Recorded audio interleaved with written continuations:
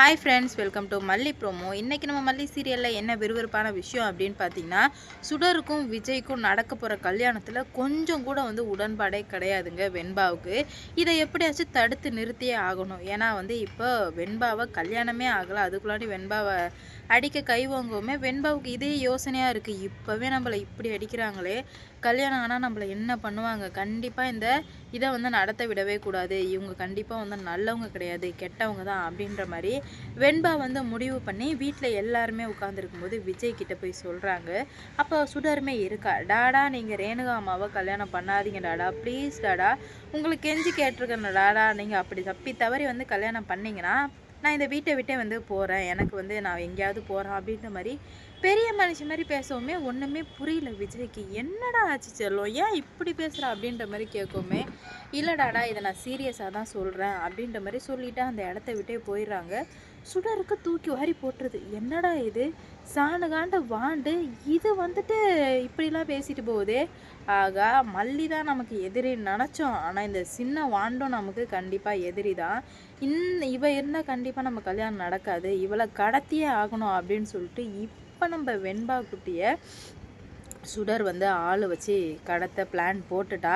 என்னன்னா நம்ம சுடர் யோசிக்க ஆரம்பிக்கிறா. இல்லை இதை இப்படியே விடக்கூடாது, யோசிக்கணும்னு சொல்லிட்டு ரகுக்கு ஃபோன் போட்டு, ரகு இந்த மாதிரிலாம் நடந்துச்சு ரகு, எனக்கு என்ன பண்ணுறதுனே தெரில, இந்த கல்யாணத்தில் தான் என்னோடய வாழ்க்கையே இருக்குது, அதில் தான் நம்ம எல்லாத்தோட சந்தோஷமே இருக்குது, அப்படி இருக்கும்போது இப்படி நடந்தால் எப்படி ரகுன்னு சொல்லும்போது, சரி ஓகே நீ கடத்திடு, ஒரு வாரத்துக்கு மட்டும் கடத்திடு, கல்யாணம் முடிஞ்சதுமே நம்ம வீட்டெல்லாம் அழைச்சாங்க அப்படின்னு சொல்லும்போது, இது கரெக்டாக வருமா சுடர் அப்படின்ற மாதிரி ரகு அப்படின்ற மாதிரி சுடர் கேட்க, அதெல்லாம் கரெக்டாக வரும்னு சொல்லிட்டு இப்போ வெண்பா ஸ்கூலுக்கு போயிட்டு வரும்போது எல்லாத்தையும் கண்காணிச்சிட்டு இருக்காங்க ரகுவோட ஆள். கண்காணிச்சிட்டே இருக்கும், இந்த டைமிங்கில் வர்றாங்க போகிறாங்க அப்படின்ற மாதிரி சொல்ல, இன்னும் கல்யாணத்துக்கு 3 நாள் தான் இருக்குது.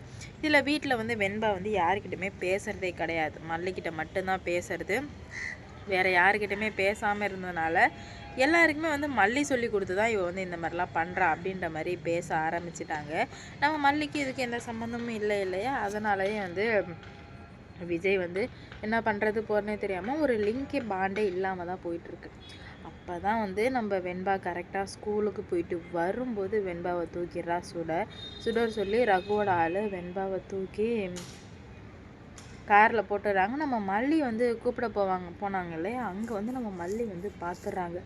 பார்த்த வேகத்துக்கு அவங்க வெண்பான்னு துரத்திட்டு ஓடுறதுக்குள்ளே காரை எடுத்துகிட்டு போயிடுறான். உடனே விஜய்க்கு கால் போட்டு, விஜய் இந்த மாதிரி வெண்பாவை யாரோ கடத்திட்டு போகிறாங்க விஜய்ன்னு சொல்லவுமே நம்ம மல்லிக்கு என்ன பண்ணுறது போகிறதுன்னு சுத்தமாக புரியல.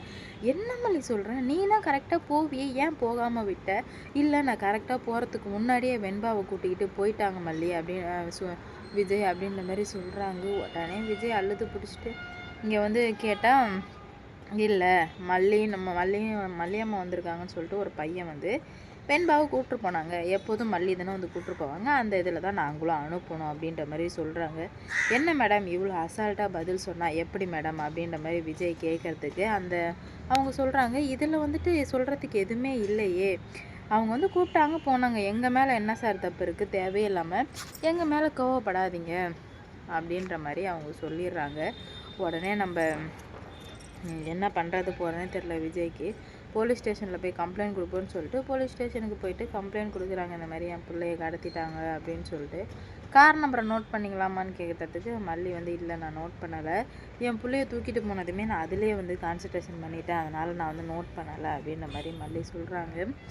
ஒரு அம்மாவாக இருக்கும்போது, அம்மாவோ யாராக வேணால் இருங்க, இந்த மாதிரி ஒரு இன்சிடெண்ட் நடக்கும்போது கண்டிப்பாக நீங்கள் பிள்ளையும் பார்க்கணும், ஆளையும் பார்க்கணும், அதே சமயம் நம்ம கண்ணு பல இடத்த பார்க்கணும். நீங்கள் வண்டி நம்பரையும் நோட் பண்ணியிருக்கணுமா, அதுதான் எல்லாருமே பண்ணுற தப்பு. அதில் நீங்களுமே அந்த தப்பை பண்ணிட்டீங்க. இது நான் எல்லாருக்குமே காமனாக சொல்கிற விஷயம் என்னென்னா, இந்த மாதிரி எதனா ஒரு பிரச்சனை எதனா இந்த மாதிரி நடக்கும்போது கண்டிப்பாக வண்டி நம்பரை நோட் பண்ணுங்க அப்படின்னு சொல்லிட்டு நம்ம எல்லாருக்குமே ஒரு விழிப்புணர்வு சொல்கிறாங்க. சரிங்க சார், இதுக்கு மேலே வண்டி நம்பரை நாங்கள் நோட் பண்ணுறோம் அப்படின்ற மாதிரி மல்லி சொல்லிடுறாங்க. எப்படியாச்சும் என் பிள்ளைய தேடி கொடுங்க சார் அப்படின்ற மாதிரி மல்லி கதறிட்டுருக்கேன். நீங்கள் கவலையப்படாதீங்கம்மா, நான் எப்படியாச்சும் தேடி கண்டுபிடிச்சி கொடுத்துட்றேன், கூட சீக்கிரம் உங்கள் பிள்ளை உங்ககிட்ட இருக்கும் அப்படின்ற மாதிரி அவரும் நம்பிக்கையாக சொல்கிறாங்க தான். ஆனால் என்ன பண்ணுறது போன்னே தெரில. பிள்ளையாச்சுல. ஆனால் எல்லோரும் பதறிட்டு இருக்காங்க.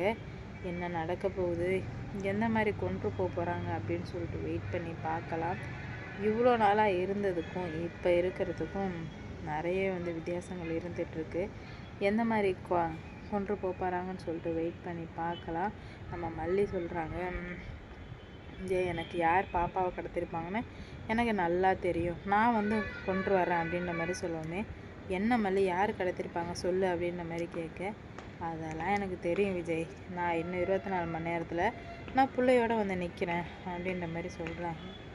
என்ன மல்லி நீ பாட்டுக்கு என்னென்னமோ சொல்கிற, ஆனால் என்ன யார் கடத்தினாங்கன்னு சொல்ல மாட்டேன் அப்படின்ற மாதிரி கேட்க, சொல்ல முடியாத இடத்துல நான் மாட்டிகிட்ருக்கேன் விஜய். கண்டிப்பாக கூடிய சீக்கிரம் நம்ம பிள்ளைய நான் மீட்டு கொண்டு வருவேன் அப்படின்ற மாதிரி சொல்லி முடிக்கிறாங்க. என்ன நடக்க போகுது, எந்த மாதிரிலாம் வந்து கொண்டு வர போகிறாங்க அப்படின்னு சொல்லிட்டு வெயிட் பண்ணி பார்க்கலாம். கூடிய சீக்கிரம் நம்ம மல்லி வந்து எல்லா பிரச்சனையும் சரி பண்ணுவாங்கன்னு நான் நினைக்கிறேன். நீங்கள் என்ன நினைக்கிறீங்கன்னு சொல்லிட்டு போங்க. வெண்பா பாப்பாவை கண்டுபிடிப்பாங்களா இல்லை என்ன பண்ண போகிறாங்கன்னு சொல்லிட்டு பார்ப்போம். வெண்பா பாப்பா கிடச்சதில் யாருக்கெல்லாம் வந்து கிடைக்கும் நீங்கள் நினச்சிக்கினா க்ரீன் கலர் ஹேட்டை மறக்காமல் வந்து கமெண்டில் சொல்லிட்டு போங்க. ஏன்னா வந்து வெண்பா வந்து ரொம்பவே வந்து இதாக தான் இருந்தாங்க. என்ன நடந்தாலும் சரி போனாலும் சரி பார்த்துக்கலாம் அப்படின்ற ஒரு இதில் தான் இருந்தாங்க. என்ன நடக்க போகுது அப்படின்ற மாதிரி தெரியலங்க. வெயிட் பண்ணி பார்த்தா தான் தெரியும். மல்லி ரொம்ப வந்து பாவம் இடிஞ்சு போயிட்டாங்க. தன் பிள்ளைக்கு இந்த மாதிரி ஆனதை நினச்சி ரொம்ப வந்து வருத்தப்பட்டுட்ருக்காங்க நம்ம மல்லி. என்ன ஆக போகுது, எந்த மாதிரிலாம் வந்து நடக்க போகுது அப்படின்ற மாதிரி வெயிட் பண்ணி பொறுமையாக பார்ப்போம். நம்ம மல்லி வந்து ரொம்ப வந்து ஸ்ட்ராங்காக முடிவு எடுத்துட்டாங்க. என்ன நடந்தாலும் சரி என் பிள்ளைய நான் கூப்பிட்டு வரேன், என்ன நடக்குதுன்னு நான் பார்க்குறேன் அப்படின்ற மாதிரி சொல்லி முடிவு எடுக்கிறாங்க. என்னென்ன மாதிரியான பிரச்சனைகள்லாம் வரப்போகுது, இல்லை எந்த மாதிரியா கொண்டு போகிறாங்க அப்படின்னு சொல்லிட்டு வெயிட் பண்ணி பார்க்கலாம்.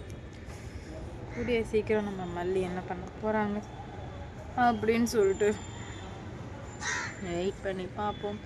நம்ம மல்லியை பிடிச்சிருந்தா மறக்காமல் லைக் பண்ணிக்கோங்க, ஷேர் பண்ணிக்கோங்க, மறக்காமல் சப்ஸ்கிரைப் பண்ணிக்கோங்க. அப்போ தான் நான் போடுற வீடியோ நோட்டிஃபிகேஷனாக வரும். அடுத்து என்ன நடக்க போகுதுன்னு பார்ப்போம். வெயிட் பண்ணி பார்ப்போம்.